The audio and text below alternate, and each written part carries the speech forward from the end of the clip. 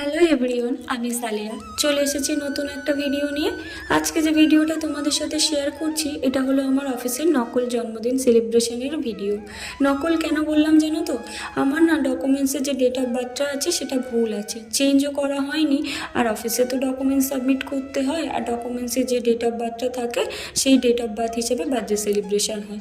তো আজকে আমার বার্থডে সেলিব্রেশন হয়েছিল অফিসে, আমার সাথে আরও একটা দাদার বার্থডে ছিল, তাই দুজন মিলেই আজকে কেক কেটেছিলাম। আমাদের অফিসে জানো তো সবার বার্থডে সেলিব্রেশন হয় এইভাবে, অফিসের তরফ থেকে কেক আনা হয় আর সাথে একটা কার্ড আর চকলেটও দেওয়া হয়। খুব ভালো লাগে জানো তো, নকল হোক বা আসল সবাই মন থেকে অনেক ভালোবাসে, আশীর্বাদ করে, এটাই অনেক বড় পাওয়া, তাই না? বার্থডে সেলিব্রেশনের পরে আমি লাঞ্চে চলে গেছিলাম। আজকে না লাঞ্চটা অনেকটা দেরি হয়ে গেছিলো, যেহেতু লাঞ্চের আগে তো বার্থডে সেলিব্রেশন হয়েছিল, আর আজকে জন্মদিন বলে কথা, আর দুপুরে মাটন না হলে হয়, তা আজকে আমাদের মেনুতে ছিল মাটন কষা। আমি খাওয়ার পরে এসে দেখছিলাম যে বার্থডে কার্ডে সবাই কত ভালো ভালো উইশ করেছে জানো তো, খুব ভালোও লাগলো। আর সাথে তো একটা চকলেটও পেয়েছিলাম, তাই চকলেটটাকে অফিসে সবাইকে ভাগ করে দিয়েছিলাম। আমাদের অফিসে জানো তো একটা ফলও যদি আমরা কেউ নিয়ে যাই সেটাকে আমরা সবাই মিলে এক ভাগ করেই খাই।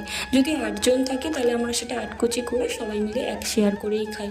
তো আমি চকলেটটা ওই জন্য সবাইকে একটু একটু করে ভাগ করে দিয়েছিলাম। তারপরে সবাই ওয়েট করছিলাম কখন বার্থডে কেক দিয়ে যাবে।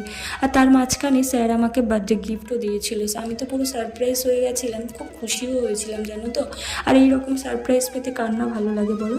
তো আজকে ভিডিওটা এই পর্যন্ত, দেখা হচ্ছে নতুন কোনো একটা ভিডিওতে। থ্যাংক ইউ সবাইকে, টাটা।